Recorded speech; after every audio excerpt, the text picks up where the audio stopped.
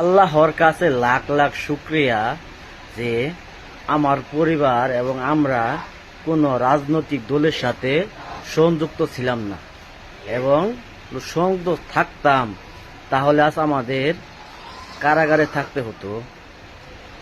কি যে একটা দেশের অবস্থা, আর কি যে একটা দেশের অবস্থা কইরে গেছে। আল্লাহ আল্লাহ লাখ লাখ শুক্রিয়া, আল্লাহ তাআলা আমাদের বাঁচিয়েছে যে কোনো দল আমরা করি নাই, সাধারণ মানুষের মতো আমরা জীবনযাপন করছি। গার্মেন্টসে এসেছি, চাকরি করে বাসায় গেছি, খাওয়া দাওয়া করে ঘুমাইছি। আল্লাহ তাআলার অসীম দয়া ছিল যে আমরা কোনো রাজনৈতিক দলের সাথে সংযুক্ত ছিলাম না, এই জন্য আমরা বেঁচে গেছি। আল্লাহ পাকের রহমত ছিল। যদি আওয়ামী লীগের সঙ্গে থাকতাম বা যে কোনো দলই করতাম, তাহলে আমাদের হাসানুল হকের মতো আমাদের সাজা হতো। রাজনীতি বড়ই খুব খারাপ জিনিস।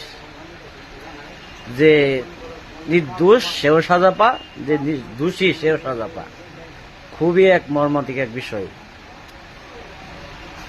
যারা রাজনীতি করতে চান না, তারা সবসময় এই সমস্ত রাজনীতি থেকে দূরে থাকবেন। কারণ 5 বছর রাজনীতিতে আপনি কোন ভুল করে ফেলবেন যে পরবর্তী আপনার এই শিক্ষা দিতে হবে। তাই যারা রাজনীতি করবেন, ভেবে চিন্তে ঠান্ডা মাথায় জনগণের উদ্দেশ্যে সুন্দর করে দেশে সুন্দরভাবে নেতৃত্ব দিবেন। যদি এইভাবে রাজনীতি করতে পারেন, তাহলে আপনারা ভবিষ্যতে যে কোনো বড় দুর্ঘটনা থেকে আপনারা বেঁচে যাবেন। এইভাবে বেঁচে যাবেন। দেখেন আজকে হাসানুল হক ক্ষমতা পেয়েছিল, সেই ক্ষমতা ব্যবহার করে পেয়ে সে কিন্তু মানুষের কল্যাণ আসেনি। আজকে একদল ক্ষমতায় গেছে বা উপদেষ্টার ক্ষমতায় গেছিল, সে এখন গ্রেপ্তারে 10 বছর কারাদণ্ড ভোগ করতেছে। তার লাইফটি শেষ হয়ে যাবো কারাগারে। হাই রে কপাল রে।